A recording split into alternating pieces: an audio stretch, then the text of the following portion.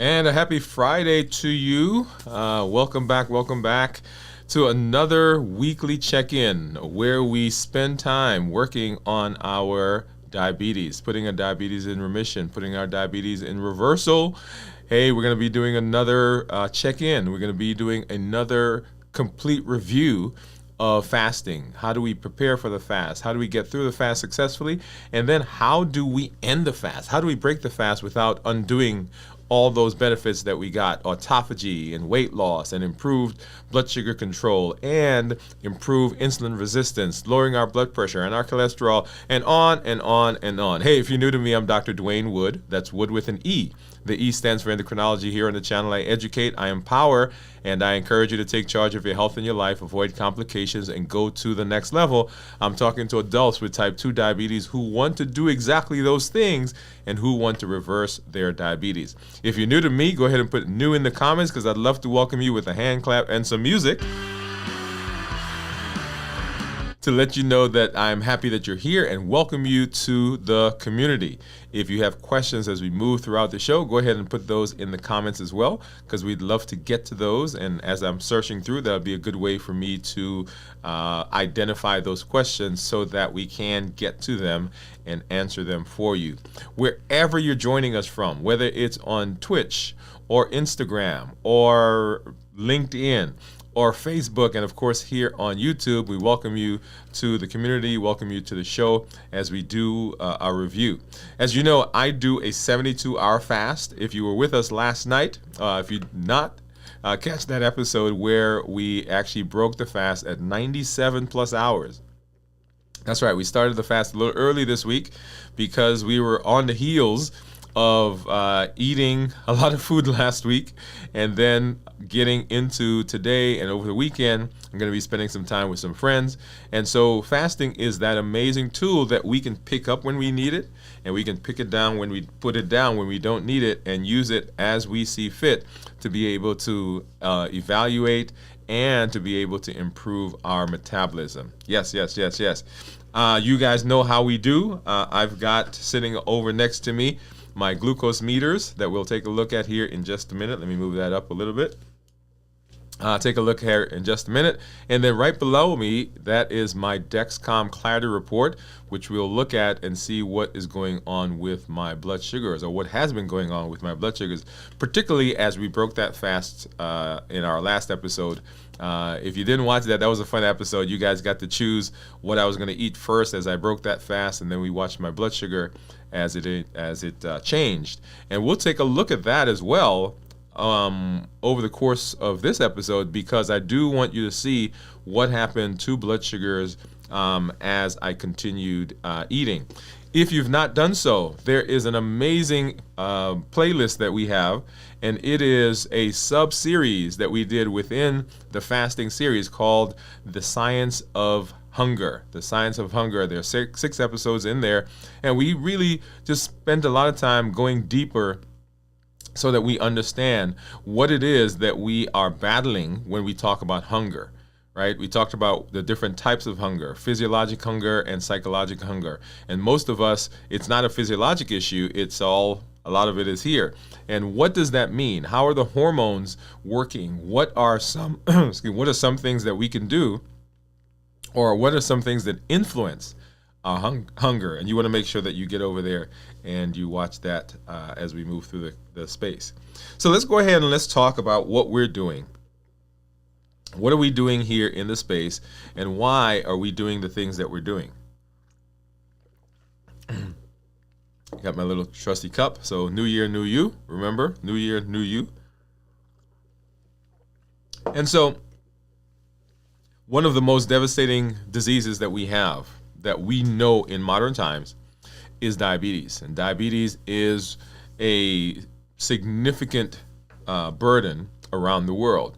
In fact, right now, there are over 500 million people who suffer from diabetes.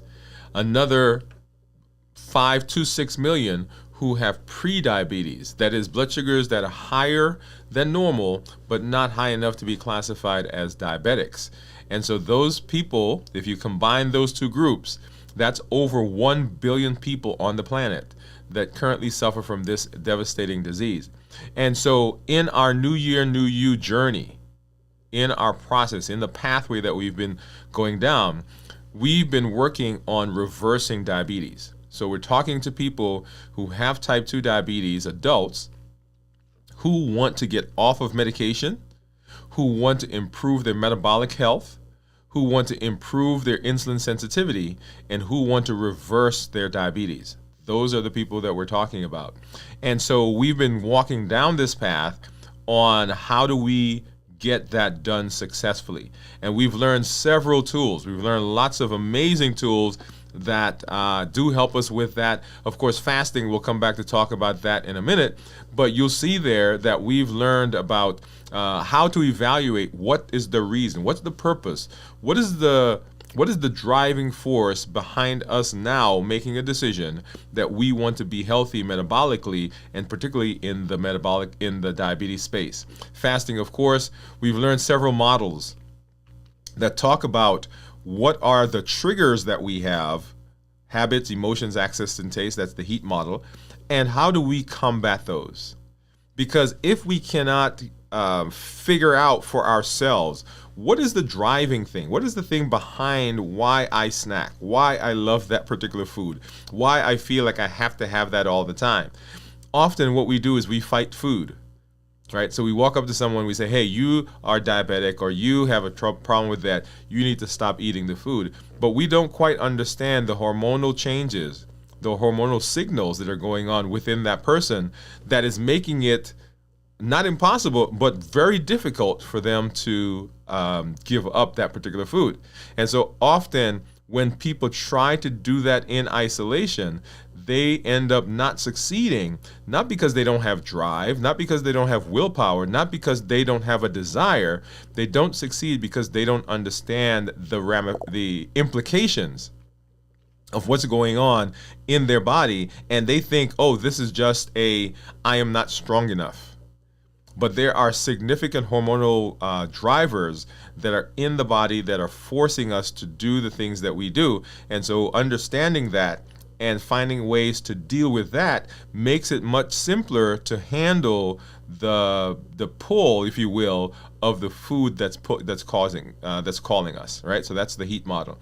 And then emotional intelligence, understanding where you are and how you respond and react to things around you, to your environment, how people interact with you, and being able to use that to set yourself up for success in your metabolic space. Anyway, so lots of different tools that we've learned, how to look at the medications you're on in terms of your diabetes medications and decide which ones should we move off of and which ones we should think about getting on. One of the most amazing groups of medications that are out there right now are the GLP-1 receptor agonists. These are all the medications that people, that's the ones that are in the news. As a matter of fact, there is an article that recently came out that just came through my email that says the number of prescriptions for GLP-1 has skyrocketed in 2024. And the number of bariatric surgeries, that's weight loss surgery, has decreased by 20%. I want you to hear that number. Right? Now, I haven't gone deeper into our article and I've not checked all of their sources, but that's what the article said. Right? So we've skyrocketed in the number of GLP-1 receptor agonist prescriptions that we've had, and the number of surgeries that people are having for bariatrics has gone down by 25%. Now, I want you to understand how significant that is. I want you to think about that for a minute. For a long time, we had really very limited ability to manage weight. And you're saying, well, why are you talking about weight and you just talked about diabetes? Well, one of the biggest complications of diabetes is weight gain. And one of the biggest complications of weight gain is diabetes. They go hand in hand. And the question that we always ask is, which came first, the chicken or the egg? And to understand that, and it is sometimes It is sometimes a light bulb that goes on in people's head when we talk, when I explain the interaction between diabetes and weight. Let's take it in the one direction first. Let's assume that someone puts on weight, and the more weight they put on, the more insulin their body has to produce in order for their blood sugars to remain normal. Okay? That's kind of like you trying to lift a table. Okay? And there are 4 people around the table, and the 4 of you guys are able to lift it without a problem. Well, if I stack weight on top of the table, the heavier that it gets, the more people you need to help you lift the table. So the same thing with insulin. As your weight goes up, the amount of blood sugar that your body has to manage goes up, and so the insulin has to go up to compensate to keep the blood sugar normal. Make sense? Not an issue, except that when that insulin goes up, the insulin now stimulates the appetite, it stimulates cravings, and it causes increase in weight. So the weight goes up, so the insulin goes up. Insulin goes up, weight goes up.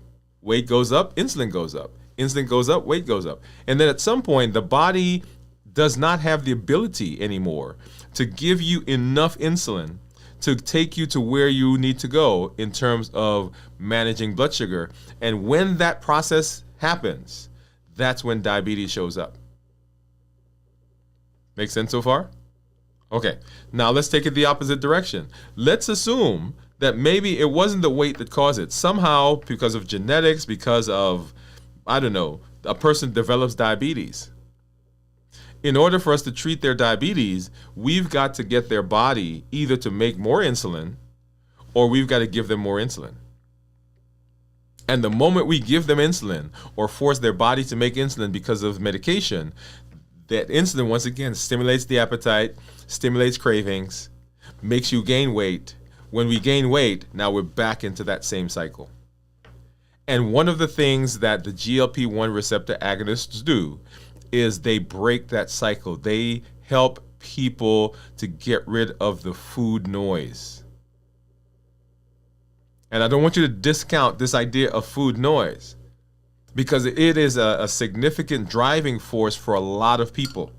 There are a lot of people who wake up in the morning, and when they wake up, their first thought is, okay, what am I going to eat? When they finish eating, they think, what am I having for for lunch? When they finish eating lunch, they're, okay, what am I going to have for supper? So it is a constant thought in their minds, in their heads, about food. And so the GLP-1s quiet that noise. And that's what makes them an amazing group of medications, right? So we talked about, well, how do we look at our medications, talk to our physicians about maybe putting us on a particular medication or taking us off of other medications. Remember the pillars of diabetes reversal. There are 3. Decrease insulin, suppress the appetite, and reduce sugar. Decrease insulin, suppress appetite, reduce sugar. So any medications that you're on that make your body produce sugar, make your body produce insulin, those medications are the first medications you should consider getting off of. That includes insulin. Now remember, we're talking to type 2 diabetics, adults with type 2 diabetes who want to reverse their diabetes. So if you are on insulin, the first task is to, okay, how do I manage my blood sugars? How do I improve these blood sugars to the point where where I don't have to take insulin, or I can decrease the insulin as much as possible? When we're off of insulin, okay, now let's look at the drugs, the prescription drugs that I'm on that are forcing my body to make insulin. These are the secretagogues. Once I'm off of secretagogue, now let's look at medications that have a combination of secretagogue and something else. We get off of those. So what we're doing is we're decreasing the amount of insulin in our body. When we decrease the insulin in our body, or decrease the insulin we have to take, then that automatically suppresses our appetite. We don't have those cravings. So we have a built-in system now, because we've gotten rid of some of those medications, to help us with the cravings, to help us with the food noise. Because we're getting rid of the food noise, because we're suppressing the appetite, then we don't eat as much. And when we don't eat as much, we don't have as much sugar. So we've hit decreasing the insulin. When we decrease the insulin, we suppress the appetite. When we suppress the appetite, we decrease the amount of sugar or reduce the amount of sugar. All right, so see the progression? So in that process then, in that idea, fasting is the thing that we've been using to get to the point where we can hit all three of those pillars and reverse our diabetes. And so as we move through the week, we have been doing a fast a week, right? Some people are doing 72 hours. Some people are doing 24 hours. Some people are doing one meal a day. Whatever the fasting you're doing, we're recommending doing it once a week. And we've been doing a 72-hour fast. And as we're doing that fast, we come and we check in to see how we're doing, what are the blood sugars doing, and to be with each other, encourage each other as we move through the space. And so we're talking about how do we fast successfully to be able to improve the things that we need to in our diabetes. Okay? And so for those of you who are not diabetic now, because diabetes is the prototypic metabolic disease, meaning that it's associated with, it has components of all of those other metabolic diseases. When we talk about chronic illness, if we can treat diabetes, we can then make changes in those things. And so for even people who don't have diabetes, people who are struggling with weight, people who are struggling with high blood pressure, high cholesterol, fatty liver, polycystic ovarian syndrome, metabolic syndrome, the things that we do help those people as well. And so the process of going to manage diabetes also helps metabolic disease. And I've said often, at least in the last several months, I've been saying that we could easily change this show. And when you hear me say, hey, this is Dr. Dwain Woode, that's Woode with an E, I'm talking to adults with type 2 diabetes who want to reverse their diabetes. I could easily say, hey, this is Dr. Dwain Woode, that's Woode with an E. I'm the endocrinologist, and I'm talking to people who are frustrated with their weight, who are interested in losing weight, and we're using fasting as a way to do that. Okay? And so in our space, we've been using fasting as one of those amazing tools that will help us reverse our diabetes and attack all of those other metabolic diseases. If you've been following us, if you've not, go back and look at some of the shows and see the amazing transformation that's happening in our community for people who are on the New Year, New You path and who are getting amazing success. All right? So we'll talk more about that in just a minute, but I do see some of our community members out there. Just want to hop over and say hello. So Jennifer saying howdy. Jennifer said, I hadn't fasted for a while, but currently doing so since Wednesday afternoon at 4 o'clock. Okay, awesome, good. Let me give you a hand clap for that, Jennifer. So how many hours does that put you now in? Steve says, doing great. Jennifer, yes, right. You are doing a great job. Jennifer said, hey, Steve, thanks. Steve said, I am about 24 hours in. Don't know what time I'll end it. Okay, awesome, awesome. Congratulations to you as well, Steve. He said, fasting has gotten me at my low weight. That's right. Steve said, do you do Instagram, Jennifer? Yeah, I think Jennifer is on Instagram. I think I saw her over there. Or I do see her over there. Well, not now, but I've seen her there. Okay. All right. So let's go ahead and so that's what we're doing. And one of the interesting things or conversations that I have, let me say that, not things. One of the interesting conversations I have is with people. In fact, I was talking to someone recently, and I was telling them that one of the most amazing things that has happened to me is the mindset change that has come with the New Year, New You process. Go back and take a look at, I think there's a video that I did that says my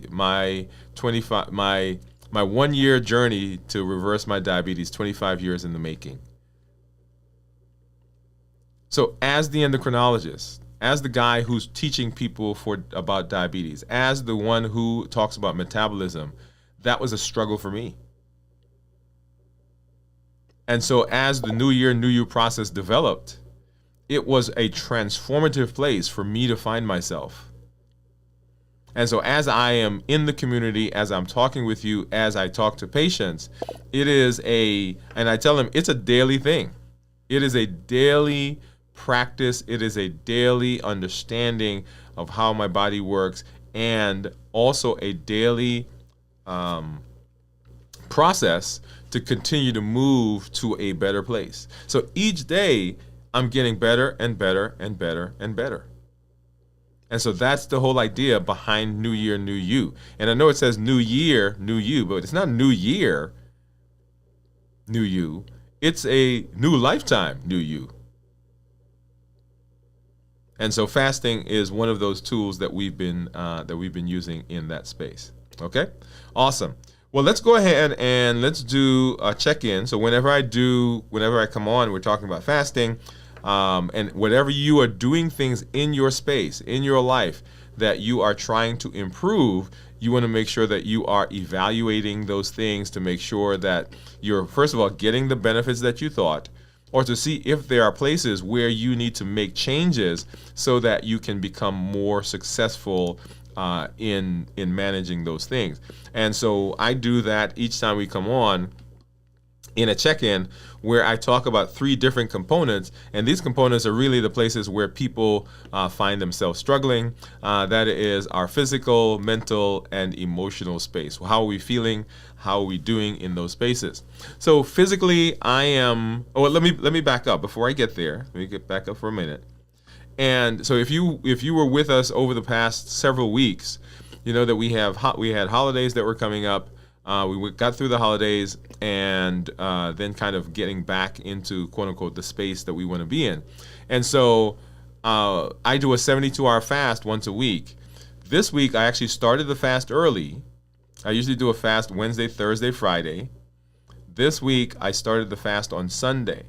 So Monday, Tuesday, Wednesday, and Thursday. So we did a 96-hour fast. Actually, it turned out to be 97 plus, almost 98 hours in our fast this week for several reasons. Number one, coming on the heels of the holidays, I wanted to get back to my non-holiday eating. Notice what I'm saying, my non-holiday eating, right? There are so many things that we can talk about in just that statement. Okay. Notice I didn't say that I fell off the bandwagon. I didn't say that I missed the train. I went off the reservation. I made a mistake. I cheated. No, I didn't. I planned what I was going to do over the holidays. And I planned what I was going to do after the holidays. So it is a planned process.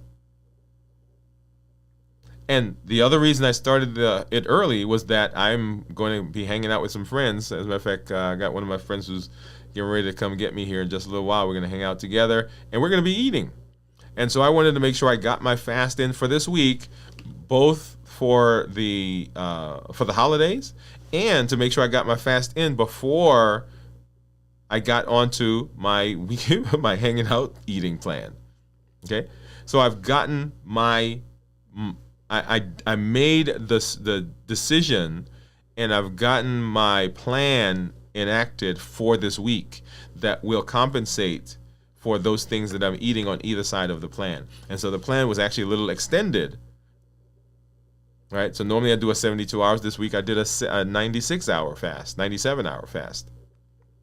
So you can adjust your fast as you see fit to fit into your lifestyle, to fit into the things that you need to do, as long as you are sure, as long as you're making sure that you're getting the benefits. So you're not short-circuiting, or you're not, quote-unquote, cheating yourself.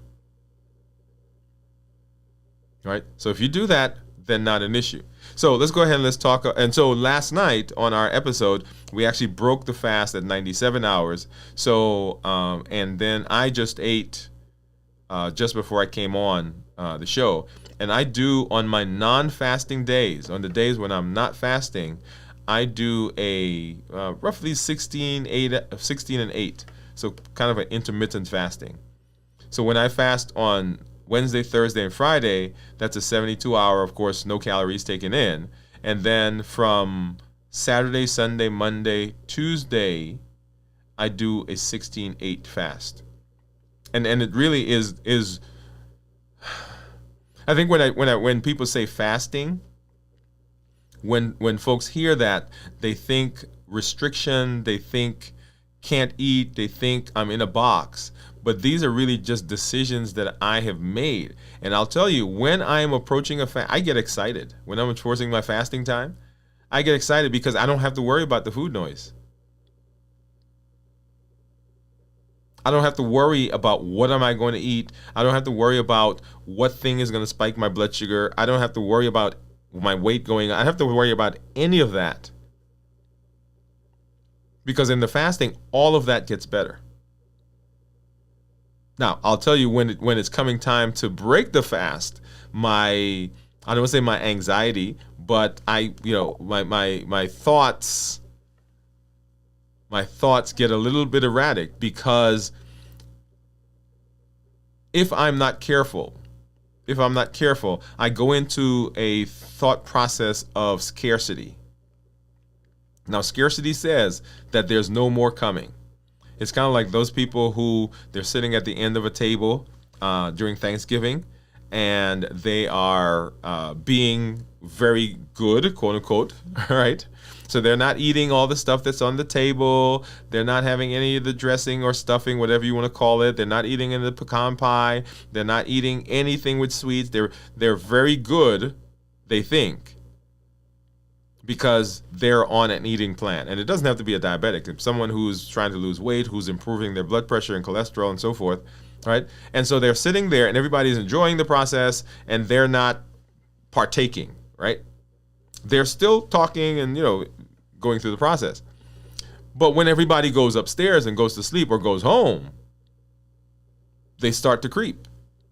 And they're in the refrigerator, they're in the pantry, they're on the table, and all the things that are there, right, that they didn't eat during the process when food was being served and everybody was eating, now they start eating it.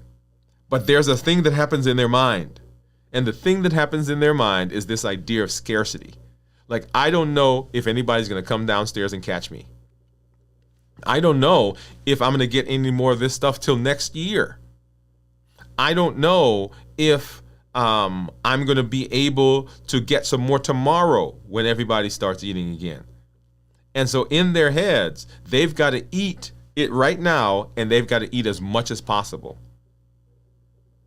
And so they end up eating much more in that setting than they would have eaten had they eaten when everybody was sitting at a table eating together. So when I'm getting to the end of the fast, this idea of scarcity, right, sometimes will come in if I'm not careful, because scarcity in my case says, hey, wait a minute, I'm going to be starting a fast again in another few days. I've got to get as much in as I can. And that is not the place we want to be, right? It is and I love what Steve said in the chat. He said that it's a lifestyle. It's a lifestyle. And I can get more if I want. I can actually not do the fast for a day, or I can postpone the fast, or I can make those decisions because it is not a fixed authoritarian superimposed process. It is a process that I personally decided that I'm going to do, and you are deciding that you're going to do to improve your blood pressure, improve your cholesterol, improve your diabetes, improve your metabolic health. Okay? So that's where we are. And so let's go ahead and do a check-in. And so when we ended my fast last night, I was actually pretty energetic. I was not feeling that I was walking through quicksand. I didn't feel exhausted. I didn't feel like I was, I had lost energy because I had done a good job of resting. Mentally, and today, of course, I'm not fasting. I just ate. I fasted for about, 16 hours, I guess that was. Um, 12, yeah, about 16. And so I'm feeling good. And I had that meal. I think, my guys, we're going to have dinner tonight, I'm assuming. Um, but yeah, so it is going to be what it is. So right now I'm feeling actually pretty good. I'm feeling energetic, excited for this time we'll be spending with my friends. Mentally, I'm feeling clear. I'm not feeling foggy headed, lightheaded. I'm not feeling. Actually, let me go back to physical. So lightheadedness, dizziness, sweatiness, or palpitations. These are things that people will feel. Often that comes because we are not rested or because we're not hydrated. Right? And then mentally, I feel clear. You know that the mentation will go along with how you're feeling physically. So if you're not doing well physically, that will show up in your thought process. If you're tired, that will show up in your thought process. And right now, I'm not feeling foggy headed, lightheaded. I'm not feeling dizzy. I'm not feeling like I'm in a bubble. Didn't feel that way yesterday or last night when we broke the fast. And then emotionally, yeah, I'm pumped. I'm here with you in the community, looking at your messages in the chat and the interaction. And I'm looking forward to just seeing some friends, hanging out with them.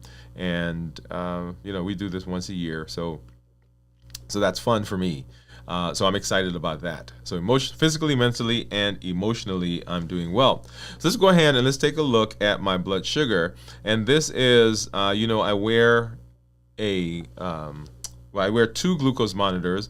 One is a Freestyle Libre, and the other is a Dexcom G7. And on the screen right now, you'll see the Freestyle. It says my blood sugar is 113. If you see the white squiggly line down there near the mid bottom of the screen, the grayish green that's there, the red dotted line, that's a 70 blood sugar, and then the top of that bar is 150. So you'll see prior to, I guess, about 12 hours, 3 a.m., my blood sugar was right at about 100, and then it climbed up to about 150, and we'll take a look on my Dexcom in a minute so we can see these actual numbers, and then back down to where it is right now at 113. So if I go to look at the Dexcom, you'll see similar things, and this is a 24-hour look that we're seeing right here. And so yesterday afternoon at 2:40, we were in the 70s, all the way up until about 9 o'clock. And if you saw the episode, you saw when I started eating, when I broke the fast, right at about 98 hours.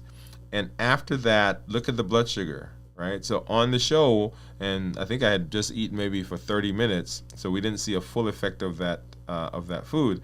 And so look at that. We went from the 70s, and the blood sugar started climbing and climbing and climbing and climbing. And so now we're at 1 a.m., about 103, 98, and keep going. We're 107, 123, and I think we got as high as maybe 150, 155. Let's see what that is. Oh, no, we got up to about 170, 180. All right, and then started coming back down.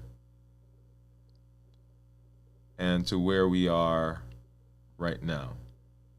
Okay, so right in here, let me see if I could find. Let's go back. 9 a.m. Okay, so no, yeah. So right here, right? So my blood. So from the food, right? Let's walk through this a little bit. So from the food, we actually did not spike up that much, right? So look at that. We got up to maybe 100, maybe 120s.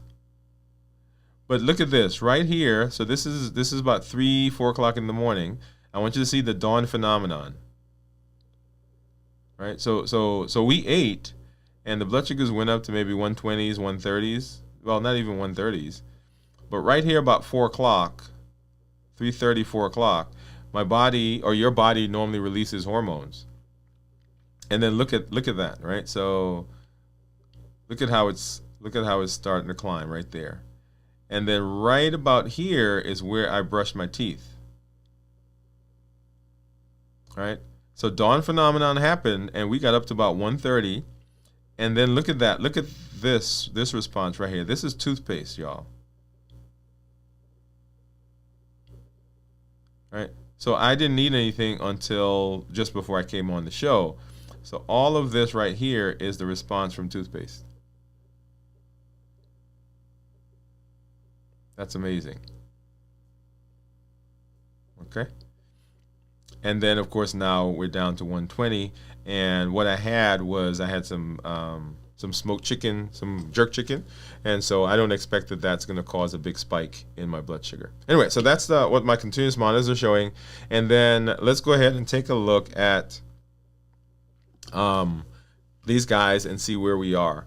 So let's go ahead and put this one on the screen. And so I have a Claridexcom, Keto Mojo, which gives me a glucose and a blood sugar or ketones, and then a Contour that just gives me blood sugar.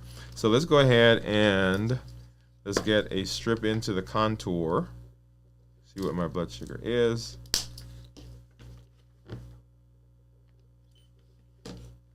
And let's go ahead and get a strip into the Keto Mojo. And I'm going to open up the strip for the ketones because it just makes it simpler to do it now. So what do you think my ketones are going to be? And let's go ahead and get one of our handy dandy Lancet. I'm going to use this one today. This is a twist off as well. Basically, you twist the top off, and you may be able to see right there. Maybe, yeah. So there's a little needle. Yeah, there you go. Okay. Yeah. So, what do you think my ketones are going to be after 16 hours of fasting, and then just eating, right? So I just ate. So just before I came on the show. So it shouldn't have had a big effect on my ketones as yet, in terms of the food that I just ate. Now, what I ate last night definitely will have an effect on my ketones. So let's go ahead and let's get a finger stick. And ow, ow, ow, ow, ow. That does hurt a little bit. But hopefully I got a good drop of blood, I think. Maybe. Okay. So we're probably going to have to milk that a little bit to get... Okay. I hope I don't have to stick myself again. All right, so that's good to get that one started. Let's see if I get a good drop for the Contour, maybe. Okay, so the Keto Mojo says 103. Let me get see if I can get another drop out of this. And the Contour says 129. Okay, that's a difference. And let's go ahead and get the ketone strip in. And let's see, let's make sure. There we go.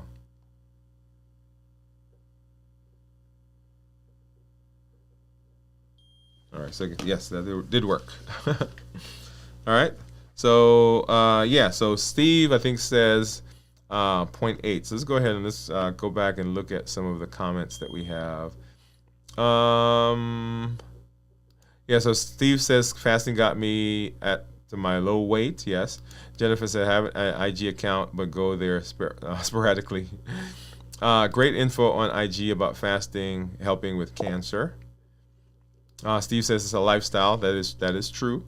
And he says, my glucose level is better. I've been on Cipro that has helped sinus problems. I hope this will get my A1C back in order. Yeah. So infection definitely can cause high blood sugar. Some antibiotics actually can cause high blood sugars. But remember, those inflammatory processes can raise the blood sugar. Steve says he thinks my ketones are going to be 0.8.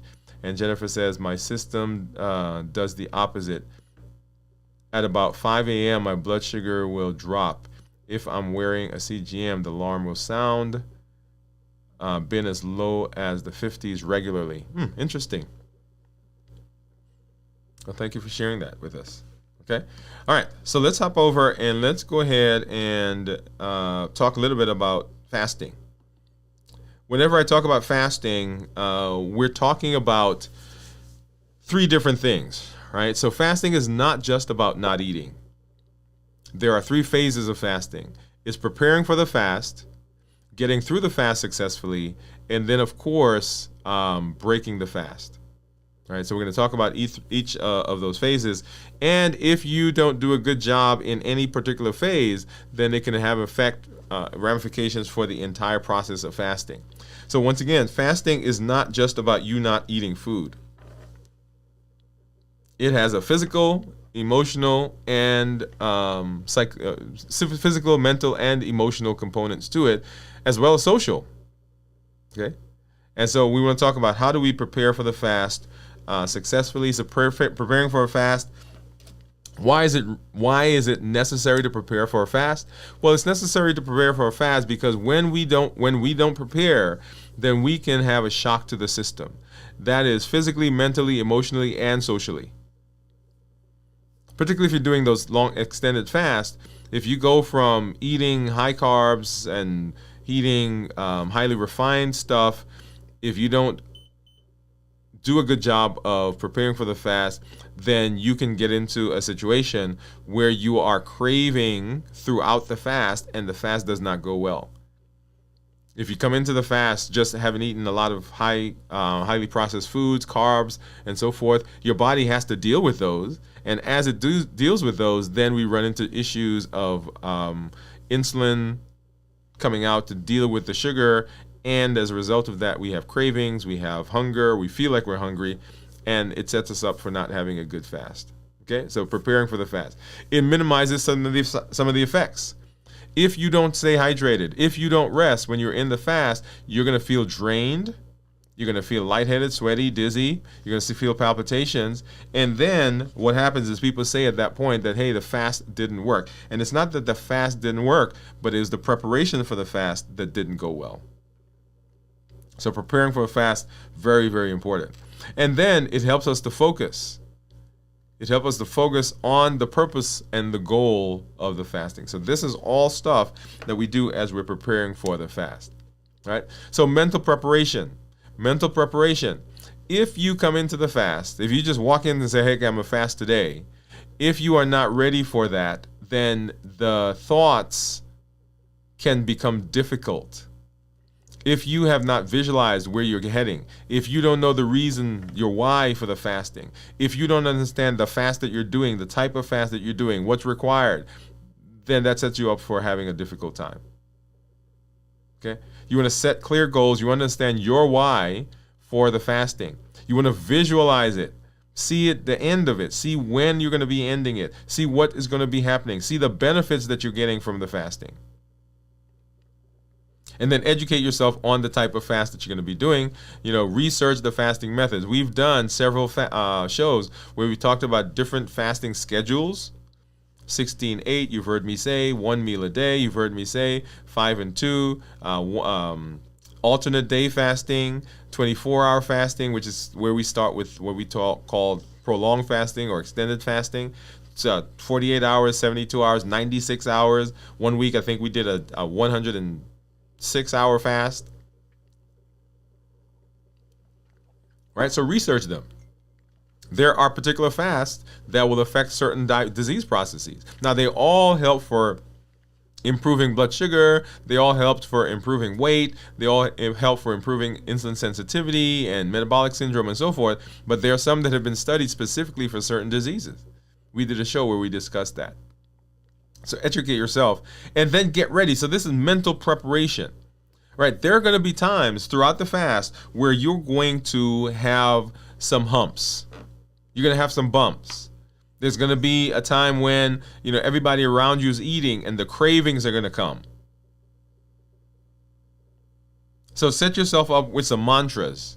I am completing the fast this week. I am doing a 72-hour fast. I am improving my metabolic health. I am improving my insulin sensitivity. I can fast successfully for 24 hours, for 48 hours, whatever the number of hours that you've chosen.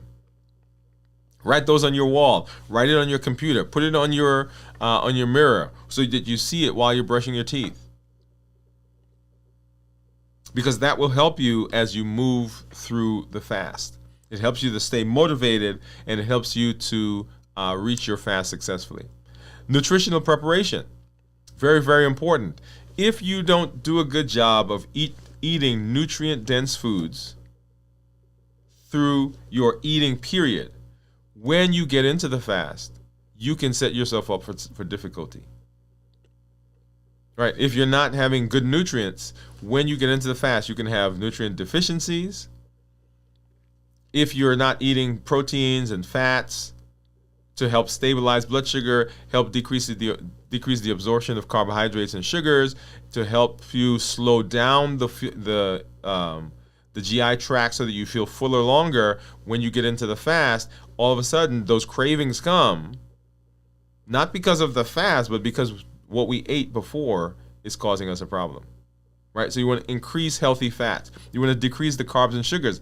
Remember the first, and we'll see this in a minute, the first 6 hours after eating, that's called the postprandial period.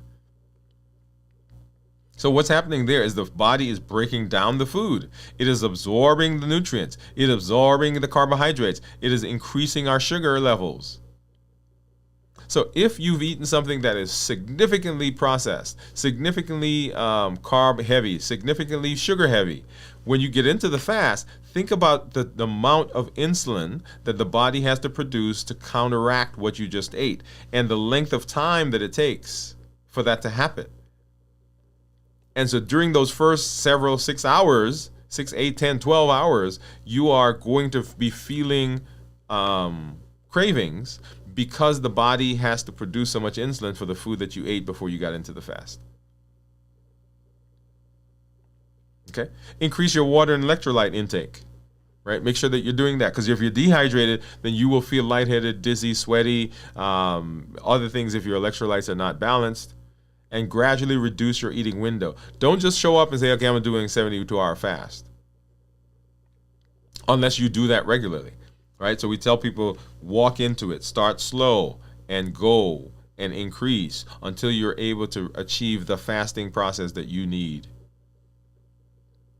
Okay? If you sleep right now 8 hours, that's a fast. Right? Then you start increasing the number of hours that you fast. Hydration and electrolytes are very important. Remember, if your volume in your body goes down, if you don't drink enough water, the body still has to get the same nutrients, the same oxygen to all of the cells. And how does it do that? It increases your heart rate. So it makes the blood go faster because there's not enough of it. And when that happens, we feel that like palpitations, we feel like our heart is racing, skipping a beat, all those things. So make sure that you're drinking enough, and make sure you're having enough. Make sure you're having enough electrolytes. Physical preparation. So if you are not an exerciser, if you're not doing fasting workouts, then you want to begin decreasing the exercise that you're doing to light exercises, so that you don't feel exhausted. Now, if you're doing fasting workouts, which is a whole nother conversation, then there are certain things that you've got to keep in mind as well. Okay, but begin decreasing between 1 to 2 days prior to fasting to begin working down towards lighter exercises. Make sure you're getting quality sleep. Because if you don't get quality sleep, you will feel the transition between ketones or carbohydrates to ketones more profoundly. And people will say, hey, I don't do well with fasting. Well, it's because of the transition. And if you're not rested, then that feels a lot more pronounced. Okay, and then begin reducing your caffeine intake. Because if you don't, during the fasting, you can have some difficulty because you go through those withdrawal symptoms. And then your environment, prepare your environment. If you have things around you that are triggers to you, when you are fasting, you will eat those things. You will break the fast when you don't want to, because the things are accessible, because the things are around. Okay? So begin cleaning out your environment. Make your environment fasting friendly. Develop routines, so things that you're going to do to distract yourself. If you're going to fast on one day, don't pick the day that you're at home.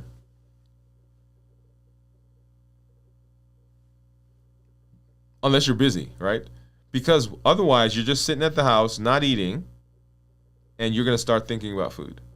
Do it on a day when you're busy. You're sleeping for 8 hours, right? So that's 6 to 8 hours. That's gone already. And then if you go to work and you're busy all day, right? Another 8 hours. So that's 16 hours. Now you just have 8 hours to go, and your fast is completed. But if you do it on a day when you're not busy, when you're at home, you wake up in the morning and you have 24 hours now to go. Well, if you slept, right? So that's 8 hours. Now you have was that 14? You have 14 hours to go. Yes? Okay, so begin preparing your environment.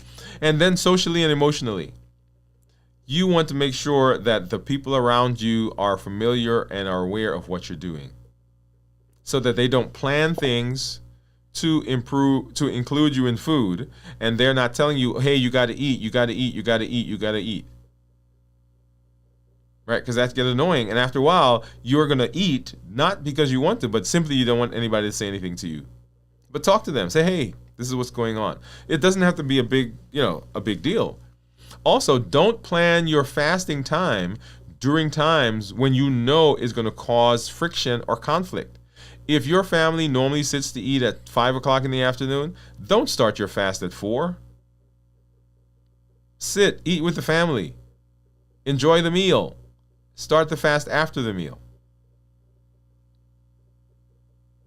Okay? And so don't set yourself up to have difficulty. Find as much possible the ways to integrate fasting into your process so that it's simple. Because if you had to make a decision, if your brain has to make a decision between arguing with your wife because she thinks you're not eating, because she thinks that you're not enjoying the food, whatever the number of things that she thinks, or eating, you're going to eat. Because you don't want to have the friction. And because we like community, we're built for community. So we will make a choice to be in community rather than be ostracized from the community and, quote unquote, be healthy. Okay. All right. So what are our takeaways that I want you to get from preparing for the fast? Number 1, get lots of rest. Stay hydrated. Reduce stress. Learn how to deal with stress, and then eat nutrient-dense foods.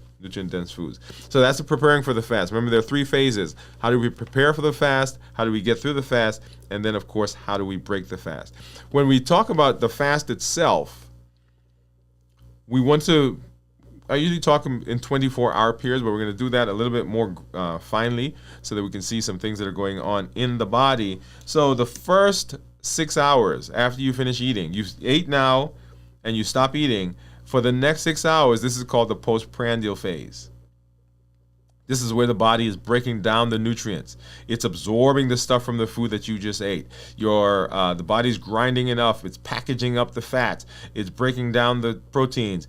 It is dissolving the carbohydrates, and it's sucking the sugar out of that. So blood sugars tend to be high during this time because most of us will eat carbs during that time. Okay, and insulin levels are high.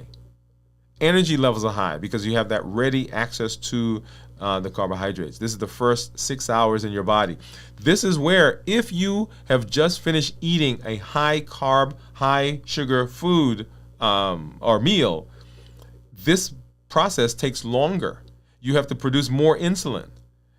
And the more insulin you produce, the more you get cravings. And if you come into the fast with that, your first 6 hours, 12 hours actually is going to be more difficult because those cravings are going to be incredible.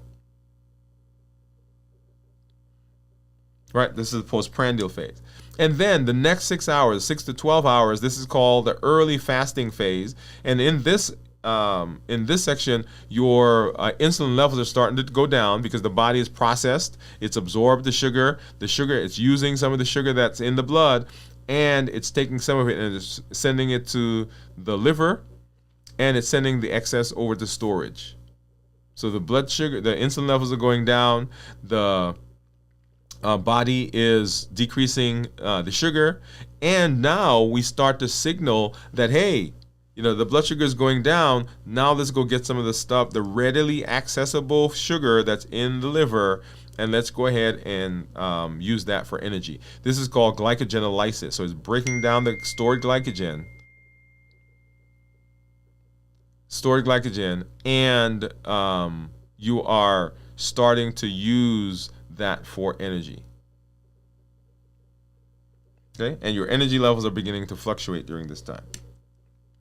So 12 to 18 hours, transitioning to using fat. So now that we've used up the carbs, now that we've broken down what's in the liver, the body is starting to think, hey, I need to begin looking at some other sources of energy. And one of the most ready sources of energy we have is this thing right here. Right? It's called fat. And so the body begins breaking that down now. And the liver starts to do gluconeogenesis, which is creating sugar from non-sugar sources, right? Or non-carb sources. The ketones are initially low because we're still getting sugar from elsewhere. We still be able to do that. People can become irritable during this process because this is where we're starting the transition. All right, they become irritable. They get headaches. They feel like their energy is dropping. They feel like they are hitting a wall. All of those are phrases that we get. Right, then ketosis begins in the next 18 to 24 hours. So glycogen stores are mostly gone, and the body's now beginning to adapt to actually using ketones. The initial stages of mental clarity begins because now we're getting beta hydroxybutyrate. Remember, that's the ketone that we like. Autophagy has started. That's that cellular cleanup process that the body goes through to recycle and reclaim damaged, broken, unused cells. This is where people talk about the improvement of neurodegenerative diseases like Alzheimer's. This is where we talk about improvement in neuropathy. This is where we talk about decreasing inflammation and improved immunity and getting rid of cancer cells. All of that happens as we get through the fast. And this is where that all begins. And then the next, so that's 18 to 24 hours. And then if we talk about 24 to 30 hours, we are fat adapted. We are in force now, burning fat and converting that to ketones. We have a stable source of energy. Our energy levels stabilize. Autophagy is like in full force. We're getting all of those benefits. We got significant increase in ketone production. And I liken this to talk about the Marvel movies with Iron Man. Tony Stark, he puts in that new arc reactor. He takes the old one out and he puts the new one in and he screws it in. And when it first goes online, it goes, and you see that energy, that source of, he feels great. Right? So we have a clean source of energy. In this process, you want to also make sure that you're doing the same things, that you're getting lots of rest, that you're staying hydrated, that you're reducing stress. Of course, here we're not eating, but yeah, those first three. And so preparing for the fast, getting through the fast successfully, and then, of course, breaking the fast. So how do we break the fast so that we don't undo the benefits that we have? Well, there are some keys that I want to talk to you about, and here are some tips. Number one, you want to monitor your blood sugar. And yes, I said monitor blood sugar. Go out to the store. If you're not diabetic, if you don't have a prescription, you can get a relatively inexpensive glucose meter. If you want, you can get a continuous monitor. There's over-the-counter version now that's available. And you want to look at those. And it helps you to know how your body is responding to the foods that you're eating, to the exercise that you're doing, to the sleep, to the rest, to the stress, to the situations that you find yourself in. You want to know what that is. Because sometimes we're unaware of what's going on inside us. This is a great way to do that. Monitor blood sugars. When you begin eating, you want to make sure that you're observing the portions. Often it's not that people are eating the wrong thing, but they're eating too much of something. Just because it's healthy doesn't mean you can eat as much as you want. And then eat slowly.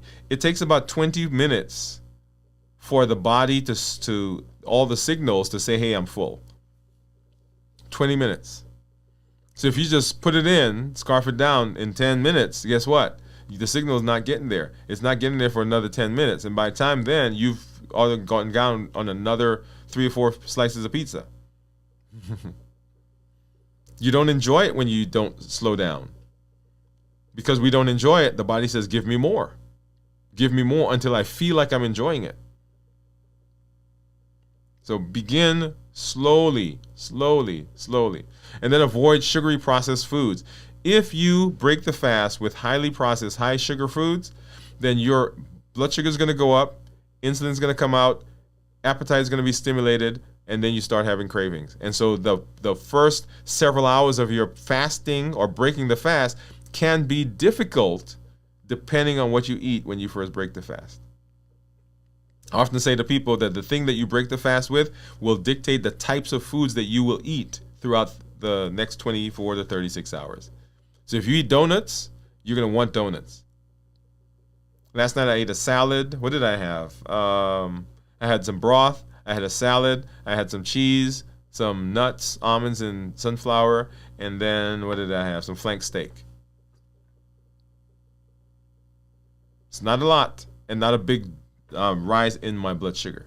Okay, and then, so those are some tips that you want to have, and then stay hydrated, right? So hydration, always you're going to hear that hydration. So water is always good. You can use coconut water, unsweetened. Herbal teas are good because they help to soothe you, they help to calm you as you're getting back into the eating space.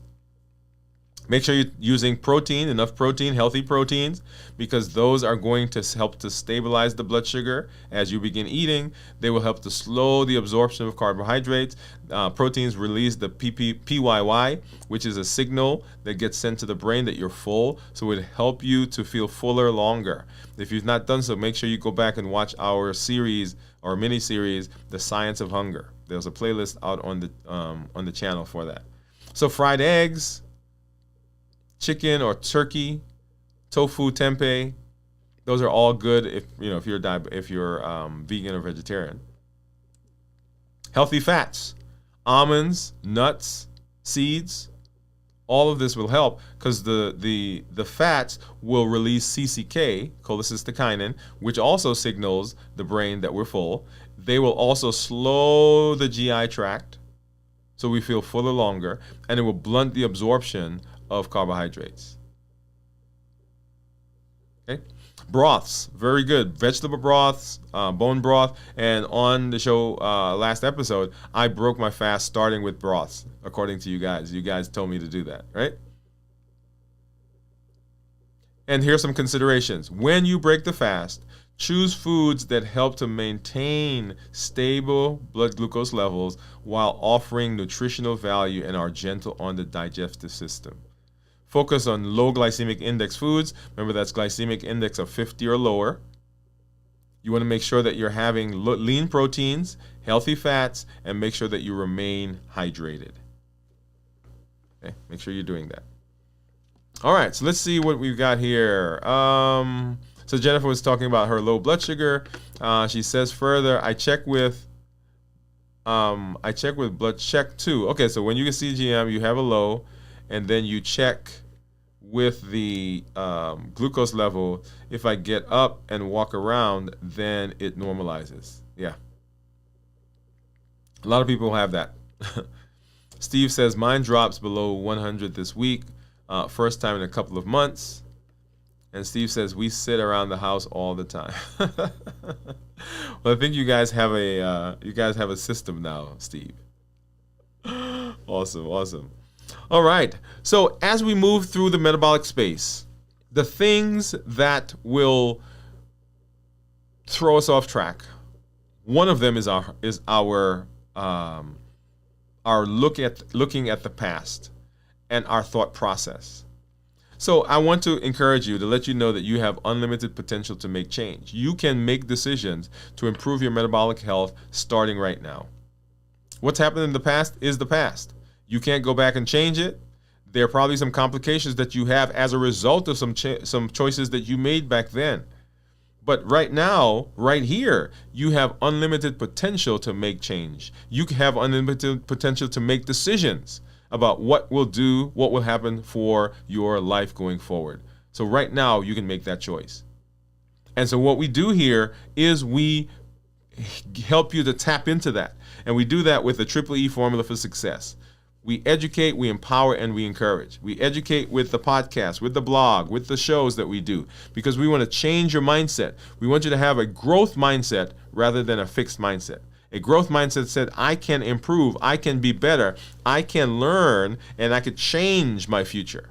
A fixed mindset says that all I have is what is right here. But we want to change that. We want to alter that. So we educate, we empower with the tools that we learn. And you heard me at the top of the show talking about all the things that we've learned. And one of the most powerful tools that we have is the tool of fasting.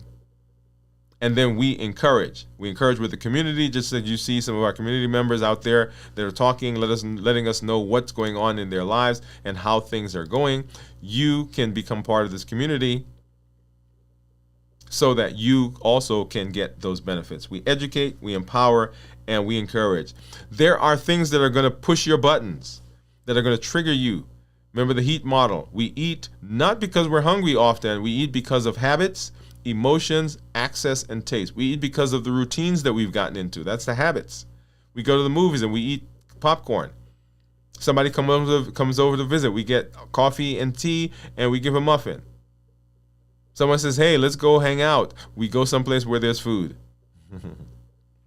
So habits. Emotions. If your emotions get strong enough, then you will eat, because those emotions will drive through the decision that you made. If you become frustrated enough, angry enough, anxious enough, bored enough, tired enough, all of those things will cause you to disregard the decision you made about what you're going to eat and how you're going to eat. We eat also because of access. There are things that are in your environment. If you get upset and they weren't there, you wouldn't eat them. But you got upset, you got tired, you got frustrated, you got bored, and they were readily available, and so you went over and you grabbed them. We eat because of access. You walk by your coworker's desk and they've got those candies, you grab one. Not because you're hungry, but just because they're there. You get up from watching something on TV to go to the bathroom, and as you come back, you see on the table, or you think about something in the pantry, something in the refrigerator, you grab it. Not because you're hungry, but because it is there. And then we eat because of taste. The perfect combination of sugar, salt, and fat, called the bliss point. So when I eat it, I can't just have one. But remember, we're not chasing the food necessarily. What we're chasing is what the food does for us. The seemingly calmness that it brings. The mental place that it takes us. The memory that it brings back of that time when we ate that thing with that person that we felt that way. And so we're always chasing that dopamine hit that we get from the food, or the anticipation of the food as well. So those are the triggers. Remember the pillars for reversing diabetes. Decrease insulin, suppress appetite, and reduce sugar. Fasting does that. Hits every one of those pillars. And so that's why it's a powerful tool for our reversing diabetes. Another tool that hits all three pillars is this idea of balanced bites. Every bite that we take sends a signal to our body. So we want to fuel our bodies with balanced bites. We want to make sure that we are thoughtful in what we're eating. And that is, we want to enhance whole foods, minimize processed foods, no added sugar. We want to have lean protein and healthy fats, starchy and non-starchy vegetables, tasty and flavorful food, and we want portions to be controlled, the appropriate portion sizes. Because if you're not careful, then you can undo what we've done in terms of our metabolism, in terms of our fasting. And then join the challenges. When you're in this space, there are challenges that we do once a month. This is your opportunity to practice. Don't just let the shows be something that goes on your shelf that you listen to, but you got to get in there. The things that you hear, the things that you learn, don't take life until you take action. So take action on those. This is your opportunity to practice, practice, practice, practice. Share your story. Let us know the successes you're having so that we can give you a shout out and give you some music, give you some hand claps to let you know how proud we are of you.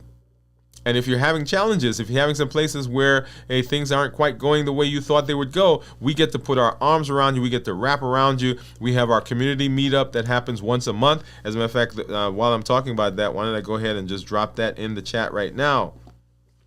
All right, so if you've not done so yet, go ahead and get signed up for that. We meet once a month. This month, we're meeting on the 19th. It's usually on the fourth Thursday at 7 p.m. Central, but because of the holidays that are coming up, we're moving that date. Right, so join the community, and then invite a friend. Don't just keep this to yourself. Let them know that there's a place where they can be metabolically healthy. Help them walk through the New Year, New You process. Help them walk through the how to fast successfully. Help them walk through how to reverse diabetes. You can be an ambassador for change at your church, in your home, in your community center, at your doctor's office, wherever you find yourself. You can do that. And remember, you can make that decision. You can make that change. I'm always excited when I get to spend some time with you here in this space with the community to enjoy just kind of going through and talking about where we are. Tomorrow night at 9 p.m., we have Video from the Vault that's coming up.